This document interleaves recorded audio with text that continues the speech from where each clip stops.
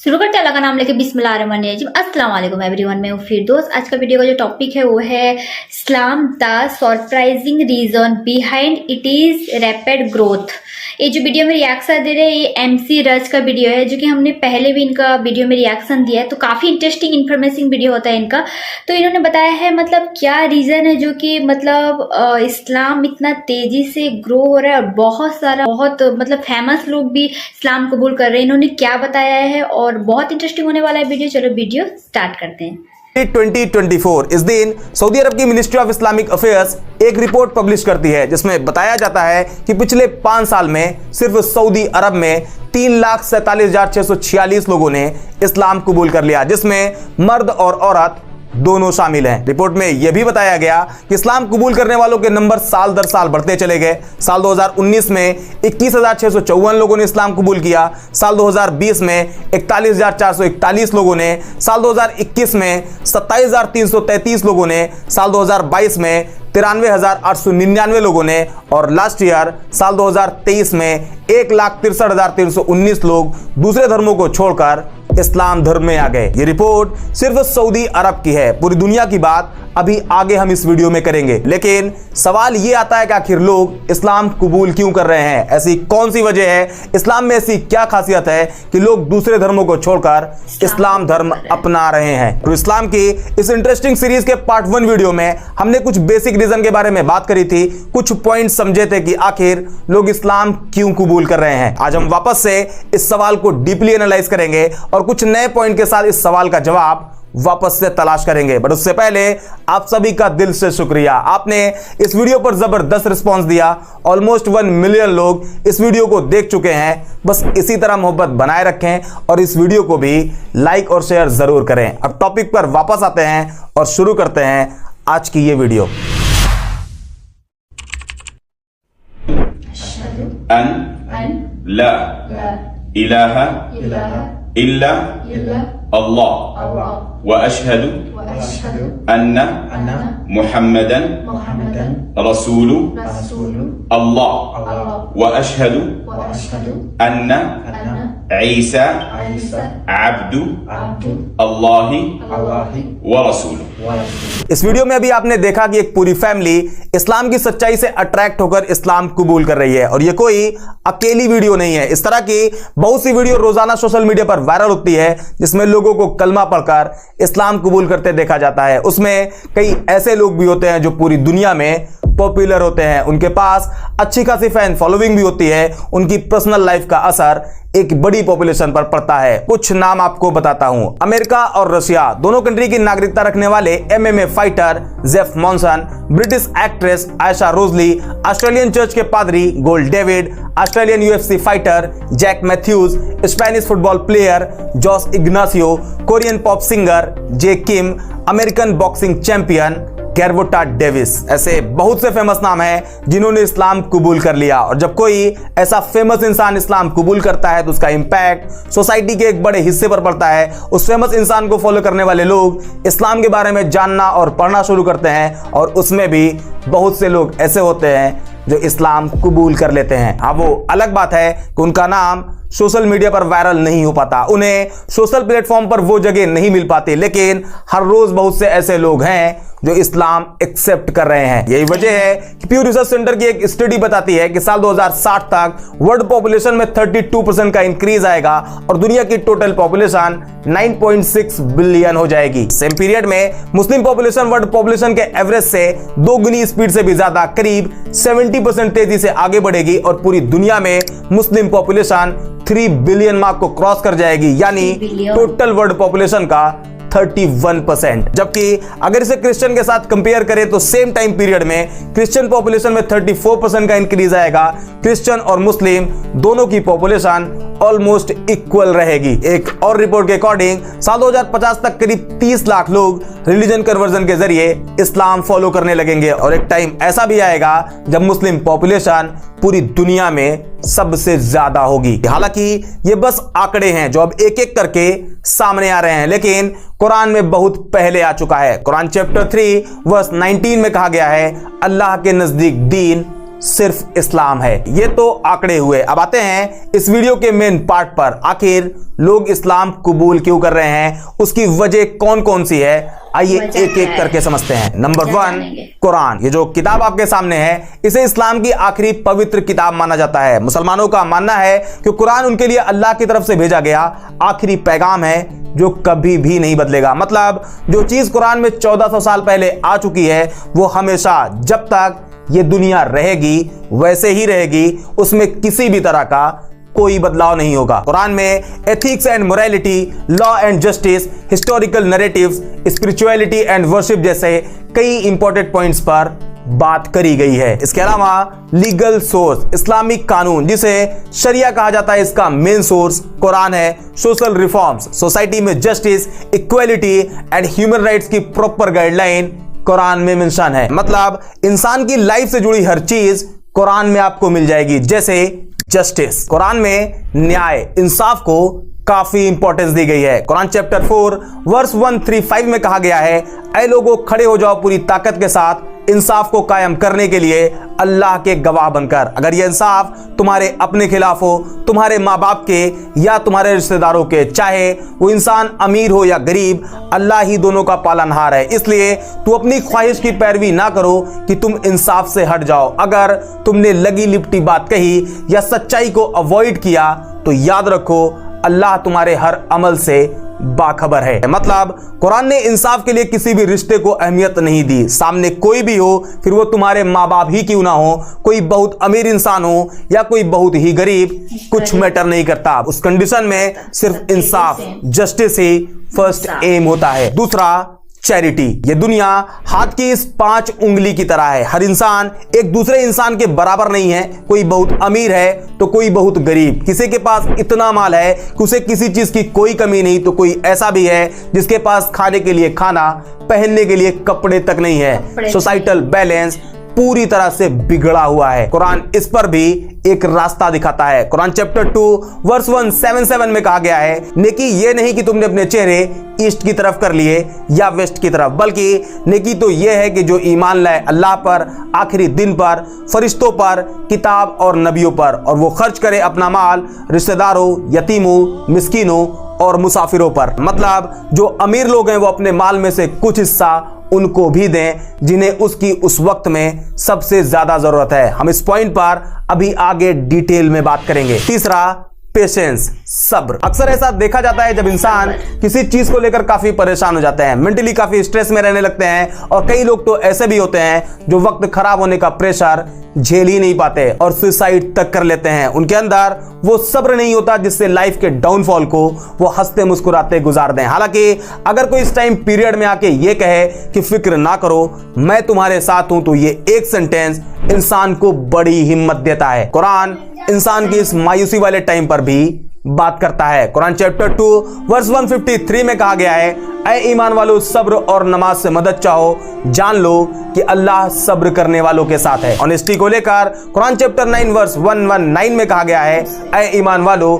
अल्लाह से डरो और सच्चे लोगों का साथ दो। एक और इंपॉर्टेंट पॉइंट, इक्वालिटी। आज भी लोगों को ऊंच नीच, ऊंची जाति नीची जाति कहकर डिस्क्रिमिनेट किया जाता है। लोग नीची जाति कहकर उनके यहाँ का पानी तक नहीं पीते हैं, लेकिन कुरान इसके जस्ट अपोजिट कहता है। कुरान चैप्टर 9 वर्स 13 में कहा गया है, ऐ लोगों हमने तुम्हें पैदा किया एक मर्द और एक औरत से, और हमने तुम्हें अलग अलग कबीलों में बांट दिया ताकि तुम्हारी पहचान हो सके। यकीनन तुम में सबसे ज्यादा इज्जत वाला अल्लाह के यहाँ वो है जो सबसे ज्यादा परहेजगार है। कुरान ये साफ साफ कहता है कि इस्लाम में कोई भी कास्ट बेसिस पर बड़ा छोटा नहीं। हालांकि इसमें एक डिटेल वीडियो मेरे इसी चैनल पर मौजूद है, अगर आपने नहीं देखी है तो जरूर देखें। आपको इस वीडियो में क्लियर कट समझ में आ जाएगा कि इस्लाम में कास्ट सिस्टम एग्जिस्ट ही नहीं करता। टॉपिक पर वापस आए तो कुरान के जो पॉइंट्स अभी आपको बताए, ये कुरान की 6236 वर्ष में सिर्फ 5 है। ऐसे में जब कोई नॉन मुस्लिम कुरान को पढ़ना शुरू करता है और उसे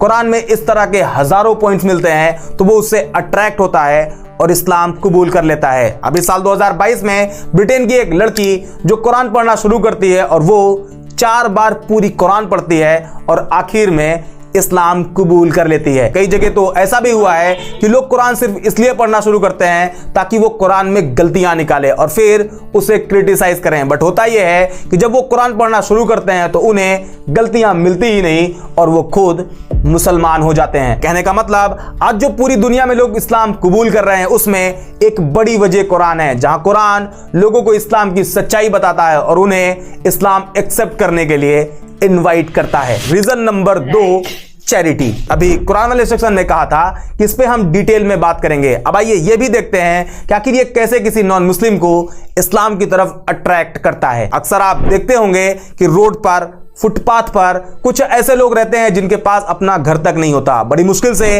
वो अपने खाने का इंतजाम कर लेते हैं, लेकिन रहने के लिए फुटपाथ के अलावा उनके पास कुछ नहीं होता। बारिश हो, ठंड हो, वो वहीं पर रहते हैं। आपने ये भी देखा होगा, खास करके ठंड के मौसम में बहुत सी वीडियो और फोटो सोशल मीडिया पर वायरल होती रहती है जिसमें कोई नेताजी या फिर कोई सोशल वर्क के नाम पर उन्हें कंबल दे आता है और फिर उसकी वीडियो बनाकर सोशल मीडिया पर अपलोड कर देता है। ये केले वाली इमेज भी आपने जरूर देखी होगी।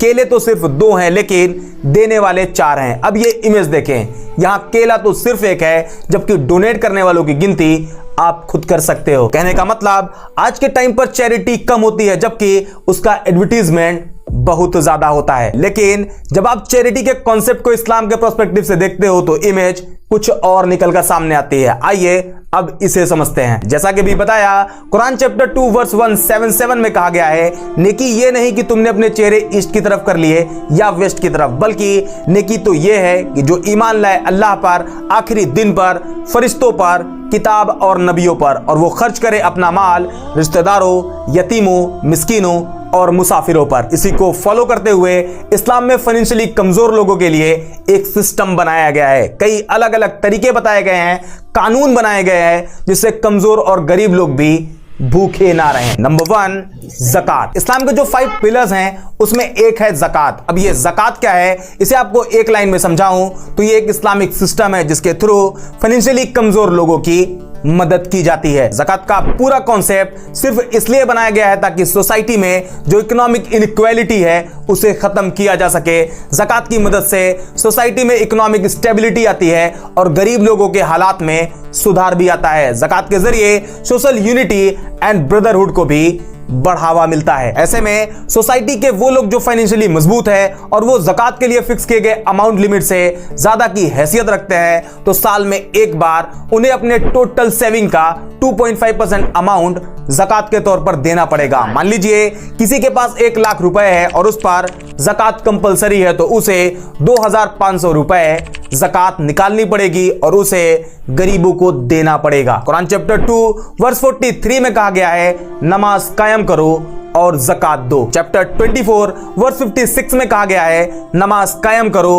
और ज़कात दो और रसूल के इताअत करो ताकि तुम पर रहम किया जाए। कुरान में कई और जगह भी ज़कात देने के लिए जोर देकर कहा गया है। सही बुखारी हदीस नंबर 1395 में खुद प्रॉफिट ने कहा है, और फिर उन्हें बताना, अल्लाह ने उनके माल पर कुछ सदका फर्ज किया है जो अमीर लोगों से लेकर गरीबों में लौटा दिया जाएगा। इस तरह इस्लाम में ज़कात के जरिए चैरिटी का एक जबरदस्त सिस्टम काम करता है जहां गरीब लोगों की मदद करी जाती है। इसके अलावा आपने यह भी देखा होगा कि जब रमजान के 30 रोजे पूरे होते हैं और ईद का दिन आता है तो सारे मुसलमान नए कपड़े पहनकर ईद की खुशियां मनाते हैं। लेकिन उसमें भी कुछ लोग ऐसे होते हैं जिनके पास ईद की खुशियां मनाने के लिए पैसे भी नहीं होते। इस्लाम में इसका भी इंतजाम किया गया है। यहां भी उन मुसलमानों पर जो फाइनेंशियली मजबूत हैं उन पर ईद की नमाज से पहले फितरा, जिसे सदक़े फित्र या ज़कातुल फित्र भी कहा जाता है, उसे गरीब लोगों को ईद की नमाज से पहले देना होता है ताकि